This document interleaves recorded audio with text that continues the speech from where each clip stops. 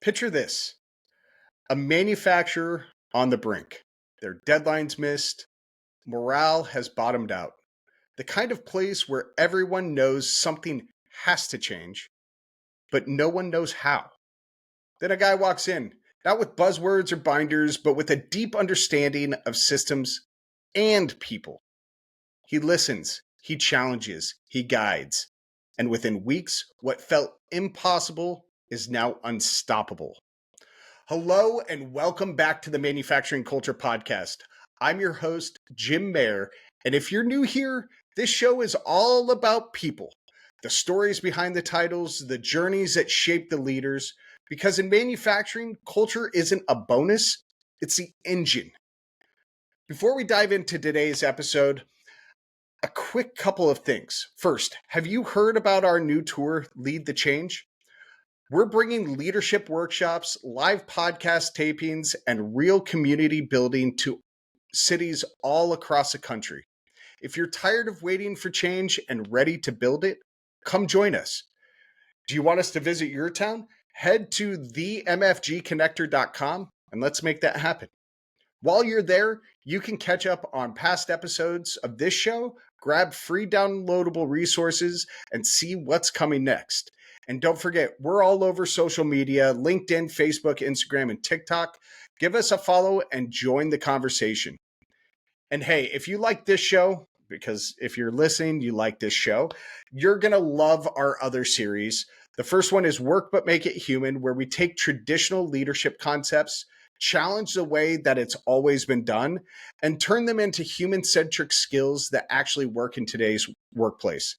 Think of it as a weekly leadership vitamin to help power your career. The second show is the Manufacturing Connector over on YouTube. This is where we dig into tools, technology, and strategies shaping the future of manufacturing. If you're looking for bold ideas with real impact, those are your next listens. All right, enough about all of that. Today's guest is someone who's been transforming operations, teams, and mindsets for more than 3 decades. Ron Crabtree is a founder and CEO of MetaOps and Meta Experts, but don't let those titles fool you. He's a master Lean Six Sigma black belt, a supply chain transformation architect, and one of the sharpest minds in continuous improvement. From automotive plants to healthcare systems to the public sector, Ron has helped teams move from frustration to flow, and he does it by aligning processes with people. Today, we're going to explore his journey, what he's learned about culture, change, and leadership, and how he became the go-to guy when operations need more than a quick fix. Hello, Ron. Welcome to the Manufacturing Culture Podcast. How are you doing today, my friend? Terrific. Thank you for allowing me to join you. Ron, I am so excited that you're here. But Ron, before we dive into your journey, your story, I want to ask you the same question I ask all of my guests. And that's, what does culture mean to you? That's really a great question. And culture is one of those things that every organization has. If you have 2 or more people in an organization, there's a culture present. So we have to be really conscious about defining culture, because every company has one, right? And the thing about culture that I think is super important is we have a choice to make as leaders, right? A culture can either happen on a feral fashion, just kind of unfold as the organization changes and grows, or we can very purposefully think about culture and what we want that company culture to be like and shape it, right? Actually drive toward an objective of what we want to think about as our company culture. And that's great for us to talk about it. But at the end of the day, what do our employees, our customers, the community we operate in, what did others say about us? Yes. Tells us an awful lot about our culture. Absolutely. So there's a lot at stake here in terms of getting it right. And what is culture? Ultimately, it's, in my mind, the difference between failure and success, and getting good at understanding the culture we need to have and then executing on moving toward that optimal culture is our job as leaders. I love that. I absolutely love that. But Ron, I really want to know with uh, your experience in this world, in this sector, how has your culture or your view of culture evolved over the course of your career? Yeah, that's a great question. I think earlier in my career, that first 10 or 15 years, as I was making my way up through it, I was a big believer in, process and structure really gets you there. I was really Sure. a big believer in, enterprise resource planning, so you could integrate data and information and really drive things. And I was a big believer that, you could, from a single point, really control everything that happens and how it happens in an organization. And I got to learn the hard way that wasn't true. And I actually went to night school for 17 years. I started going to school in 1980 when I was living in California, Cal State Northridge, Okay. and taking night classes. I was working for Disney, the manufacturing division of Disney at the time. And I was learning, the precursors to the APIX, ASCM certifications, purchasing management, HR management, some basics. But then, I launched on this after work journey for 17 Yeah. years. And finally, in January of 1997, I finally graduated with an undergrad in management and organizational development.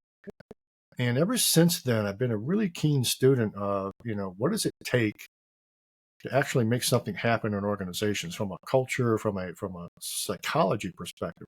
Think about a corporate psychology. What does it take to get stuff done in organizations with people? Yeah. And I can keep going on that one, but I'll stop there.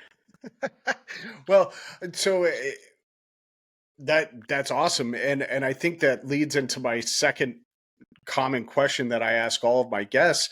Uh, I want to rewind the tape a little bit. I want to go to hear more about your story and how you found the industry to begin with. I didn't know that this didn't come up in our intro call. I don't think. I'd have to go back to the notes.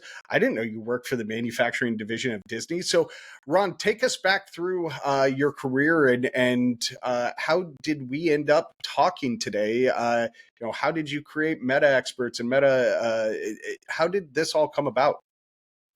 Yeah, it's a story, and I'll try to keep it fairly short. But I did grow up in manufacturing. I exited high school and went directly into manufacturing, assembling RVs and travel trailers. Right, Southwest Michigan is near northern Indiana, which is the hotbed of the RV industry globally. In fact, I'm headed down to meet with the president of a $1 billion RV company on Wednesday that's struggling with how do we adopt change related to digital transformation and the implementation of technologies across, a large organization producing $1 billion in sales with a large percentage of an Amish workforce. Oh, wow. Do you think that's an interesting challenge? That is a challenge. So I'm Absolutely. looking forward to that conversation coming up on Wednesday, and I won't say more about that. But anyway, just backing up, I worked in cardboard box manufacturing, moved to California. I ended up working for Disney. I worked for a division of Becton and Dickinson in production planning and scheduling. The Disney story was really fun because that's where I started going to college and kept doing that for a number of years. We moved back to Michigan, moved in materials management and automotive suppliers, Okay. and implementing ERP systems for automotive suppliers. And then back in the late '80s, I got kind of dragged kicking and screaming into learning what we call Lean Six Sigma today. Back then, it Sure. was the unfunded mandates out of Ford, Chrysler, and General Motors to do zero inventory. You couldn't say Kaizen; that was a Japanese word back in those days. It's just good business practices. And so I always ended up being the one in charge of customer service and then making sure we were compliant with those requirements. So I kind of got dragged toward it. And then got transferred with United Technologies Automotive to work in corporate purchasing in Detroit. We were doing target and Kaizen costing back in 1996 Wow. to rationalize supply chain. We had a Jack Welch protege running that. We had a top purchasing guy out of Toyota. So I got to learn at the knees of the masters of how, good purchasing practices work in large multi-billion-dollar organizations. Got recruited out to have full P&L responsibility for private equity carve-out, tier one auto supplier. Found out being king was as much fun as I thought it would be. And moved into consulting with Grant Thornton, large Okay. tax and audit organization in Detroit, hired in as a senior manager in the process improvement group. They found out I'd implemented ERP systems, so suddenly I'm the Oracle practice leader and the subject matter expert in Oracle Demand Flow, which is based on the JCIT, or John Costanza Institute of Technology modeling for workflow management. No kidding. Okay. And then I landed with, at the time, the world's largest lean manufacturing consulting company made up mostly of ex-Toyota folks. Hired in as a technical director to help align technologies with lean implementation. Got pulled into the accelerated lean deployment program at Ford Motor Company. At one point, I had 20 project managers and consultants working with me under my direction at multiple plants at Ford. We were doing target and Kaizen costing activities and actually value stream mapping against the core Toyota metrics. And we were able to break down at every single workstation in these Ford plants what all the opportunities were around safety, SQDCMP, safety, quality, delivery, cost, morale, productivity, those sorts of metrics. Yeah. And, it was a great learning experience. And of course, I'm going to night school through all this. Right. And then finally graduated in January of 97. But anyway, I started my company back in 2002 when we incorporated, initially as a management consulting company in Lean Six Sigma and supply chain. And in the consulting business, you have to build a brand, building a brand for myself. So I decided to become very involved with thought leadership. So I started traveling the country, doing speaking presentations. I was very involved with Apex ASCM. I probably presented to 20 different professional organizations over the years, and got pulled in through University Alliance to help develop the Lean Six Sigma online programs under the Villanova brand. And God gave me the gift of being good in front of the camera and developing content. So they kept inviting me back. They eventually decided to compete head-to-head with ASQ for the Six Sigma Black Belt certification. Okay. So help develop, the text and write the test questions and all that jazz. And then they put together a 32-week program on lean supply chain for University of San Francisco, again under University Alliance. And then more recently, I was hired by a large e-learning company. I won't mention them, but they hired me and I put together a team. We built out an all-new digital transformation awareness program. This is 4 years ago now, where we just started from scratch and said, what does digital transformation mean now? Right? Because their content was getting a little dated. And that would be a long conversation, but there's more than 30 different chunks to digital transformation.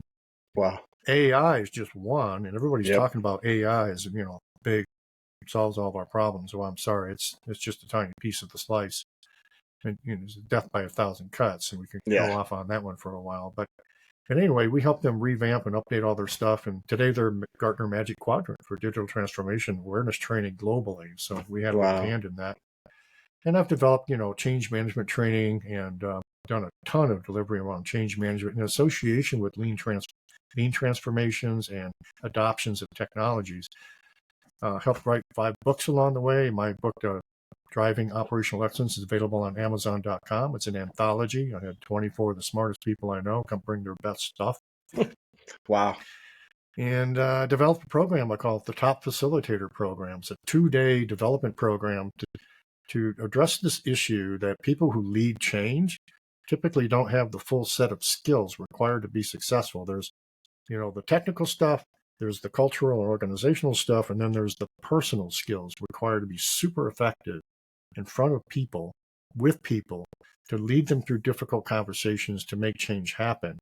And that's been integrated. When I teach a Six Sigma Greenbelt program, all of my customers have now agreed that we spend the entire first day of a 5-day class. The first day is nothing but facilitation skills on how to be really good with people to lead and drive change. And that's been an interesting differentiator. And then you mentioned my podcast, Metapod. We started that up a year ago. And the premise of Metapod is the 3 common challenges manufacturers face in North America. The first is the forever labor shortage, surprise, surprise. Second is digital transformation and digitization of work, unending challenge, getting worse, and it's going to accelerate. And finally, we just have to do more with less. Less of everything. People, absolutely, materials, facilities, distribution, et cetera, et cetera. And I invite thought leaders from every sector to come in and talk with me about, how do we tackle those kinds of challenges. So, I have big opinions about what it takes to get things done and how important culture is. Yeah, absolutely. To make those things happen. Ron, you said that you left high school and you went right into manufacturing.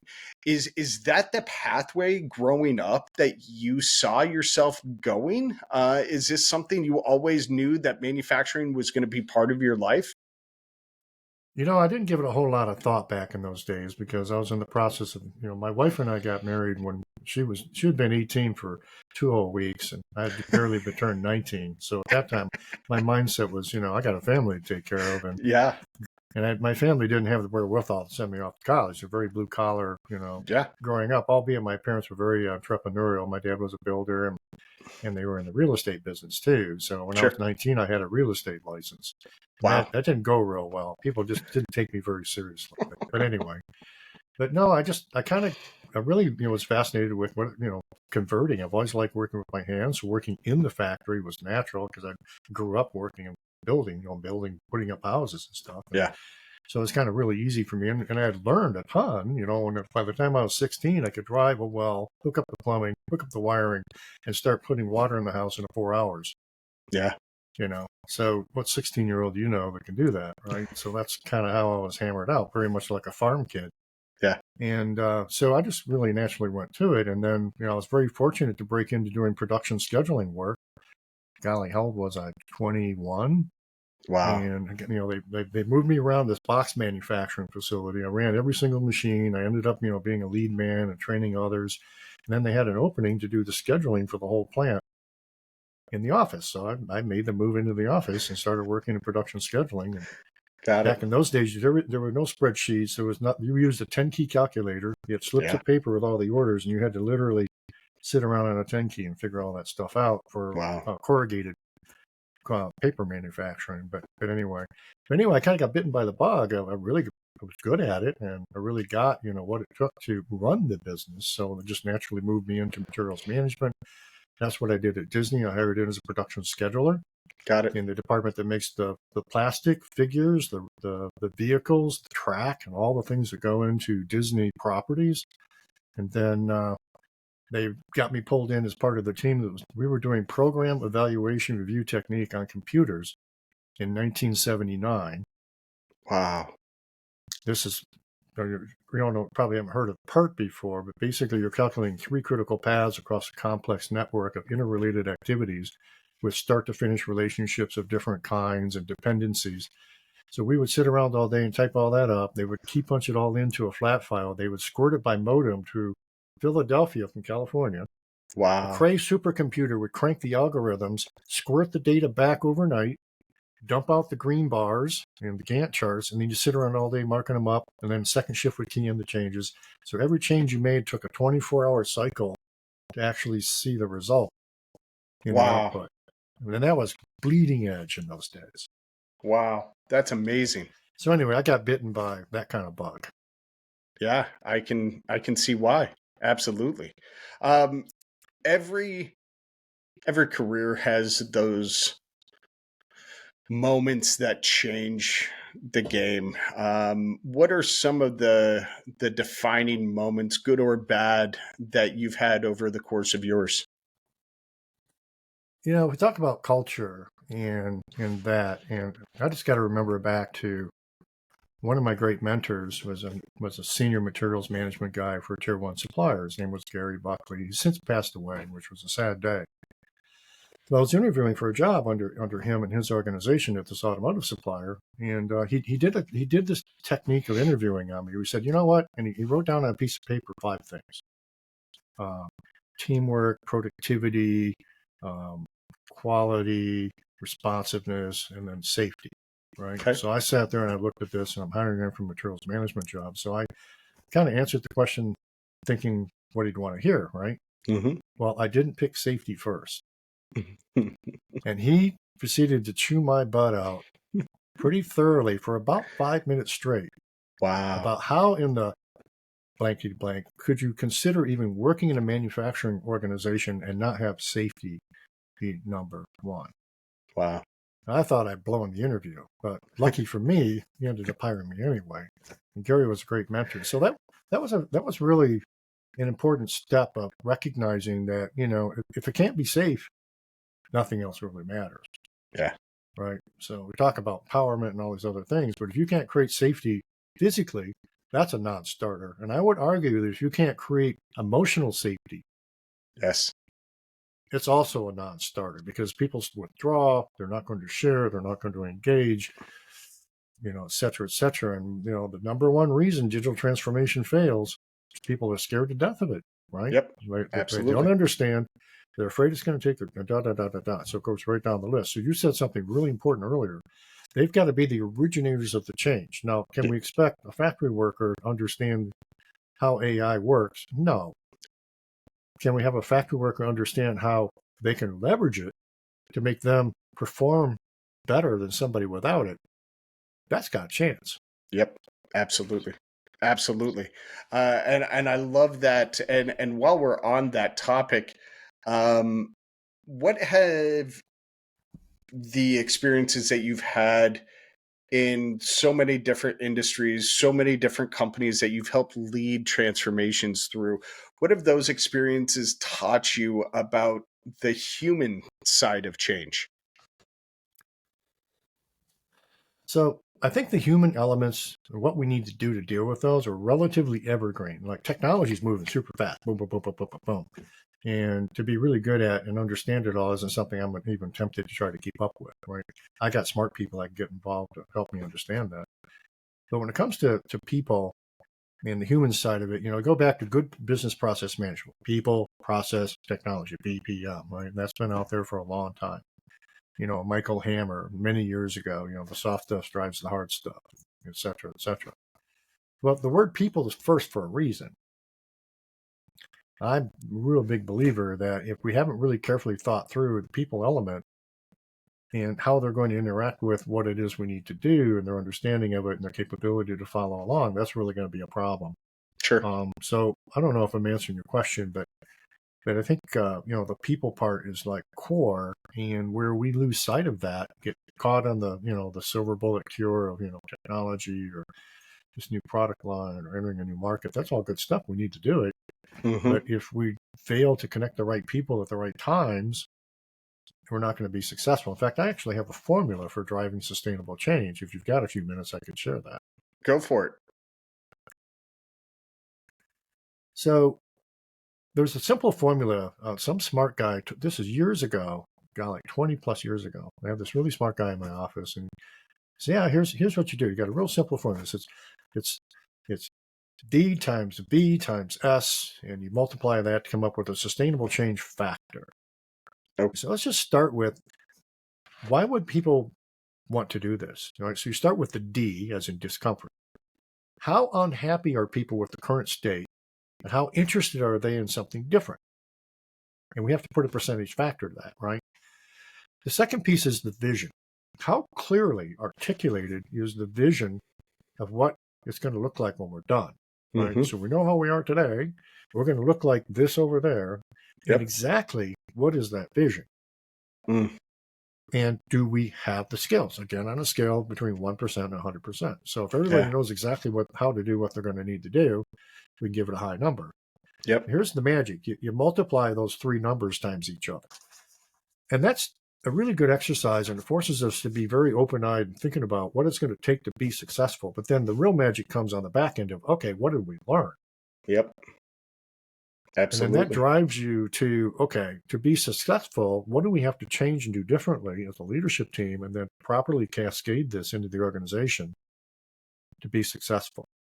Love it. No, I love that.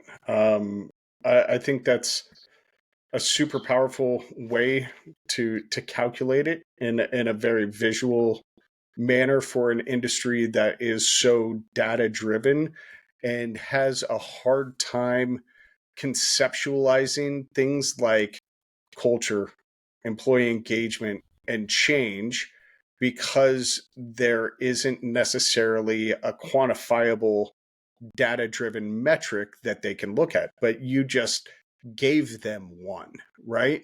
So I think that's super powerful, Ron. I like that. And we're going to have to talk after about how much I'm going to have to pay you to co-opt that, to add it to my workshop. So how how do you advise companies in this highly technical manufacturing landscape that we've got, right? That is struggling in digital transformation to adopt AI and the other 26, I think you said there were 27, It's whatever. changing every day. It's Yeah. changing every day. How do you advise companies build that culture that allows for both innovation and operational excellence? Well, you got to start. You got to start high and work your way low. Um, so generically, it's you got to start with the right sponsorship for the change, right? So it Sure. depends on what it is we're tackling. So if we're talking about an enterprise wide, is that what you're talking more of an enterprise wide view here? Sure. Yeah. Okay. So if it's not being owned and driven out of the C-suite, or at least by the chief operating officer, is something they're really passionate about, and they're willing to put their money where the mouth is, Mm-hmm. and they have the political capital to get the cross-functional group to come together and really talk seriously about that, then it's a non-starter. Okay. Sure. We're just going to be doing more of what we've always done. Oh, here's another silver bullet. Just go do Mm-hmm. that, and the world is better. It isn't going to happen. And then you have to form some kind of a steering committee that's, with the change in mind, right, that we're trying to make. So digital transformation affects everybody, Mm-hmm. unfortunately, and can affect how the work is done in every single function at every level in the organization. And you got to have a steer code that has the right representation across the org chart.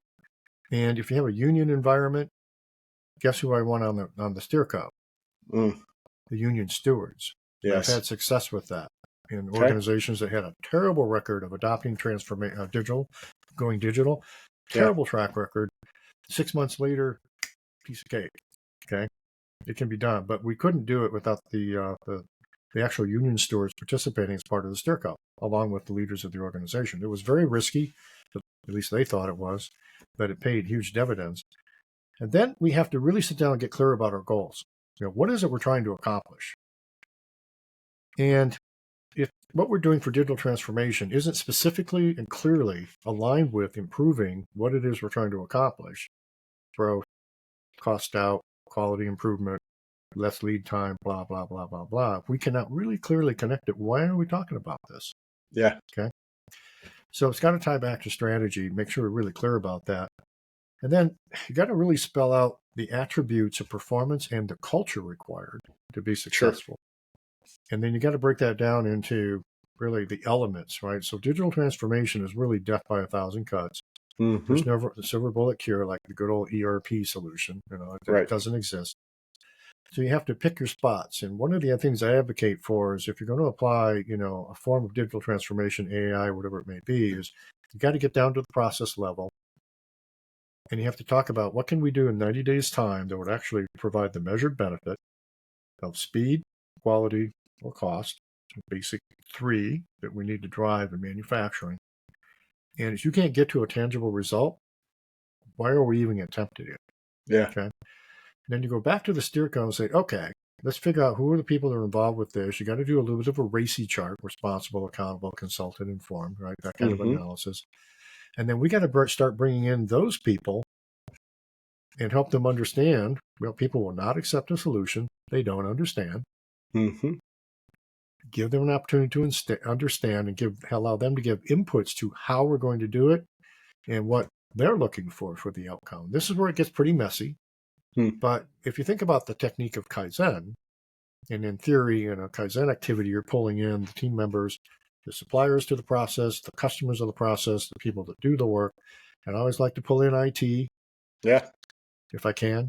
I might even try to pull in HR. And if it's a union shop, you better have a steward on the team. Okay. Right. And then you got to really carefully talk about what does good look like. Sure. And then you got to personalize that down to and answer the question, what's in it for me? Emotionally, along with, financially, or what's in it for them to do it. So if improving culture and feedback is important to you, then you got to go back and double check. Did we get the results we're looking for? Do people actually feel like it's better? Yes. What are they saying about us as a company now that they didn't say Yep. 90 days ago or 3 months ago or a year ago? Yep, absolutely. Um, Ron, so many of our companies in this industry, in this country, uh, have operated in a way. I mean, we talked about, the way we promote, the way we lead a little bit. I want to get your take on leadership here in a little bit, but we've been in. I can't say the last time I walked into a shop and I didn't hear that's the way it's always been done, right? And employees are burned out and they're tired, and there's leadership that doesn't walk the talk, that doesn't follow through, that ask for accountability but don't model that behavior. How do those companies rebuild that trust that is so necessary for a digital transformation to take place, to get that momentum to move that digital transformation forward? Well, that's going to depend company by company by company, because there's a Sure. lot of moving pieces to the situation, right? But basically, it's got to start with, I'll call it self-aware leaders Okay. who understand that the way we're doing it today isn't going to get us where we need to be. They understand that the thinking got us here isn't going to get us over there. And they have to be vulnerable. Yes. And they have to have the political capital, right? The economic capital to weather the storm, make this happen. So publicly traded companies are whipped with quarterly results, right? They churn their leadership based on results. And they generally don't have an appetite for really investing in something like that. Private equity owned, investor banking owned organizations typically are looking to get to, their turnover target. Mm-hmm. There's not a lot of appetite for it there. Okay. Privately held organizations, closely held organizations that are in it for the long run are probably going to be more successful. Yeah. Because in theory, they're already got a decent environment of trust. Yes. But if you're stuck in one of the other two situations, right, where it's going to take a strong visionary leader. Oh, Jack Welch pulled it off at GE. Sure. He was successful, but he had the political capital to withstand the pressures to get through those learning curves, make things happen. So it really comes with kind of that same process. Let's sit down and get really clear about what we want to be like, Mm-hmm. and then break that down to, what are the key activities that need to occur, and then, but you got to pick a battle. And what most organizations look for is prove to me that this makes sense. And again, it's situational. The circumstances of each organization is going to be different. The pressure's on you, the speed at which you have to go, blah, blah, blah. So there's no cookie cutter answer to that, Jim, unfortunately. No, and I didn't think there was, but I wanted to ask the question of you anyway. There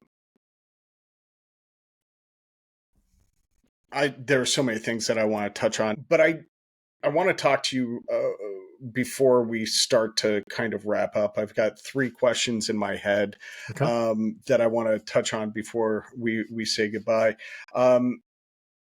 We've talked a lot over the last multiple decades about this concept called the skills gap, and you've got a different term for it. So I want the listeners to hear your term for it, your concept behind it, and the leadership role within organizations in solving that. Well, first you have to recognize you have a skills gap. One of my friends is Alan Willett with an organization called The Exceptional Difference, and he was a guest on one of my podcasts, and he'd be fun for you to listen to if you want to learn more about it. He talks about the wisdom gap. Okay. Right, the exit of the boomers, right? Yep. Exiting the workforce, and they walks all the expertise of how it gets done. So the notion that he's trying to plant is: do you have a very carefully developed program to mentor the newer employees? Do you have a carefully developed program that puts those employees in positions of decision making so they can actually make mistakes and encounter the realities of what's going to go wrong? Yes, it has to be controlled. You can't, risk your business doing that. I understand. Mm-hmm. But do you have a carefully thought out program with mentorship to help close that wisdom gap? And it's easy to talk about, but devilishly hard to do, because the leaders that need to do the mentoring don't know how. Yes. And in many cases, they don't see the need to do it. Yeah. So, so that's where the top leaders have to really get careful about, okay, if that's important to us, then we got to have some really serious conversations and work through skills development, mentoring for the mentors, right? So you can Mm-hmm. build up that kind of a program. Yes. And then tied with that is versatility diagram. You look at the whole company, but you break it down by department, right? So in this Sure. group, this function, here's and I like to do it in just an X matrix, right? Across the top, we have the various skills required by function or role to be successful in the work. So we list out all the skills. Okay. Mm. Down the other side, we put all the people who work in Okay. that area. Where that intersects, you have to determine what skill is required to do the job. Yep. And then inside of that, you can score the person's ability. Have they been trained at all? Yep. They know about it. They know it well enough to do the work, or they're a master and they can teach others. Yep. So you got to start with the current state. Yeah, absolutely. Where are we at? So that and then do some gapping to that, and that tells you what you got to do tomorrow. Yep. Right, start closing the gaps. But here's the real magic of that: is you say, okay, that's the way it looks like today, but a year from now, 2 years from now, or after this digital transformation, here are the skills and abilities they need to have that they don't have today. They don't exist, Right. probably. And who's going to need to do what? Yes. And do that. Do we need fewer people or more people? And you do that comparison. And then now you've really got something pretty powerful for two reasons. One is you can use that then to properly plan your workforce development strategy. Because if you're not going to be able to hire people for love nor money to do those jobs, how are you going to outsource it? How are you going to engineer it out or whatever? The second piece is you have to create an environment where people want to learn those skills, right? So you make that really visible. You talk about the jobs of the future. If you're going to continue working here, this is what work's going to be like, but giving people the opportunity to understand and actually sign up, self-enroll in their own development. You need to give them that chance, right? There's a certain percentage of the workforce, they're not going to be willing to do it, and that's fine. They'll find other jobs, or we'll have to help them find other jobs. And then there's people who want to develop and be part of that future, and you need to give them a clear path to doing that. Yep. So I don't know if I answered your question. You did. Absolutely. I just wrapped up writing an article for a company for their blog that is talking about just that, about those skills matrix, talking about how when HR looks and somebody's green, that doesn't necessarily indicate competency, right? It shows that we have trained that person, right? And when HR, when scheduling is looking at how do we get jobs out the door, if somebody's green on this skill, sweet, schedule a job for them, right? But as we are seeing that exit of knowledge with the retirements and the younger ages coming in, but also I see a lot of people in Gen X or the Zennials or older millennials that kind of have coasted, and I'm a Zennial, right? And this is very, very common in this age bracket where we saw people having to work later into life than generations before, right? We saw people older than us having skill set, and we use them as a crutch in the world of work to help us through issues that we were coming across, and not necessarily taking that initiative as a generation to fully become competent in a lot of these skill sets to be able to solve the problems on our own when they occur, right? A press goes down and all of a sudden we don't have the skill set to get it back up and running because Ron Crabtree, who used to be my crutch, is no longer here. He just retired, right? So I think that there is a massive issue with these matrix that are out there because of of some of these generational tendencies as well. So I love your take on that. It aligns. Ron, I feel like I'm looking into a mirror. I mean, for those of you who are just listening to the audio and not seeing the video of this, I have been nodding my head like a bobblehead. The amount of like alignment between what Ron's saying and what I say on a day-to-day basis is astounding to me. Ron, real quick as we start to wrap up, what excites you most about the future of manufacturing? The opportunity, to that's a really great make a answer. difference. Here's the thing that we think about: what drives the economy. We talk about what brings value to a country, and Yeah. I'll be transparent. I believe in North America. Yeah. And what really brings true value and economic wealth is manufacturing. Absolutely. I'd say that's true for any. I don't think that that's Period. been, North America centric or U.S. centric. That's true for any economy.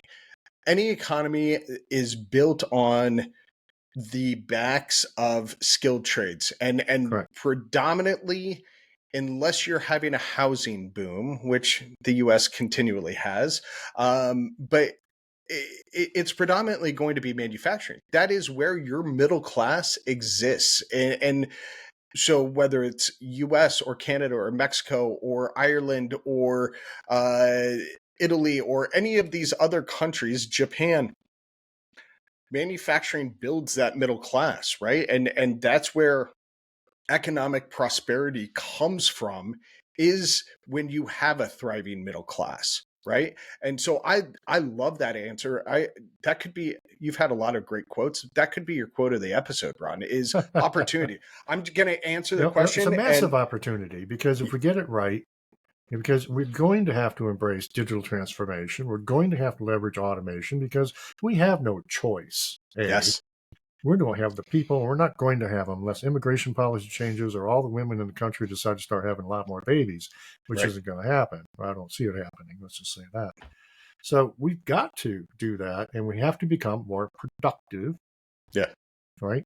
So that we have the wealth to properly compensate, and we have the wealth to invest in our workforce, absolutely, so that we can compete yes, truly with low-cost based countries for the goods we produce, because we're 2, 3, 4 times more productive per hour work, or 10 absolutely, times more productive.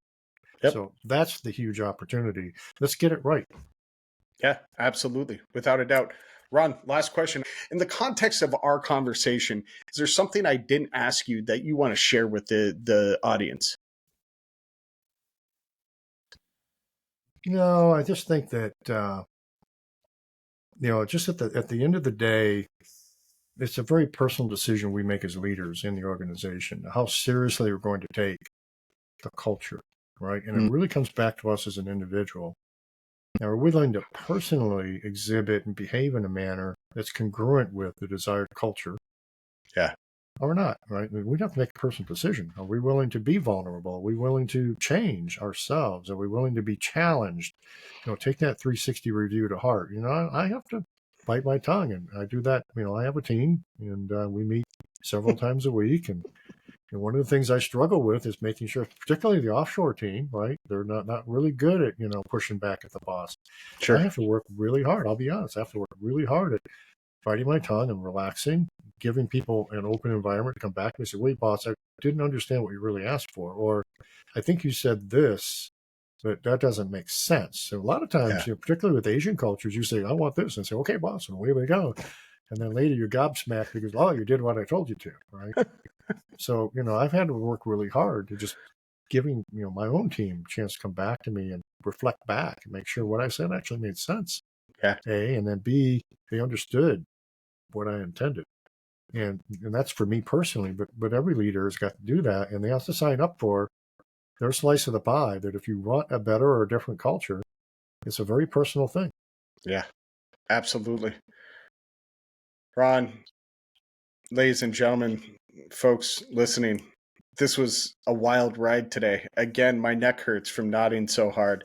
From walking us through your journey, your story, your pathway that you've been on, to talking about the human side of operational transformation, digital transformation. Ron, you've really reminded us that true, authentic change doesn't start with technology. It starts with the people. And if there's one thing that I want the listeners to take away from today's episode, is that culture isn't an add-on. It's something that you build with intention into every decision, every process, every team, every organization already has that culture, like you said earlier, Ron. So, Ron, thank you very much for your honesty, your wisdom, your vulnerability, and for showing up with such depth. This was a truly awesome conversation. So, thank you very much. To all of you listening right now, thank you for spending time with us today. If today's episode sparked something in you, made you think differently about the world of work, or gave you something to carry back to your team, do me a favor. Share it with a friend, a colleague, a coworker, a boss, your grandma. Ron is an awesome dude, and grandmas love talking about culture change. We all know that. Number two, I want you to rate and review the show. I want you to go to whatever platform you're listening to this on, take 10 seconds and talk. First of all, rate the show, give it 5 stars, please. Thank you. But also, I want you to take and just say culture. Everyone has a culture. Say that in the comments. Say everyone has a culture. Let's see how many people can fill up the comments, the reviews with everyone has a culture.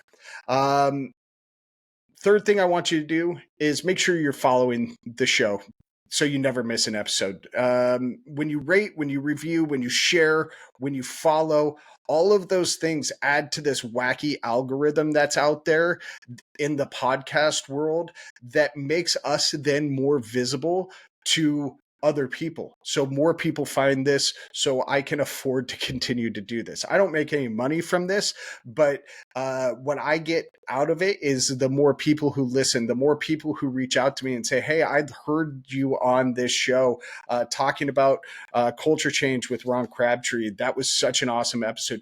That's the payment I get for this, and I need that payment to keep doing this. So if you want more of the content that I create, head over to themfgconnector.com. You'll find all a library of past episodes. You'll find some toolkits that I've put together on how you can create more human-centric workplaces, links to our other shows, Work But Make It Human and the Manufacturing Connector. And you will see all of the tour dates for the Lead the Change tour that's coming up at the end of April. We'll be in Cleveland. We're starting to sell pretty quick. We've only got about 50% capacity left. So head over to there and check it out. You can also connect with us again over on LinkedIn, Facebook, Instagram, and TikTok.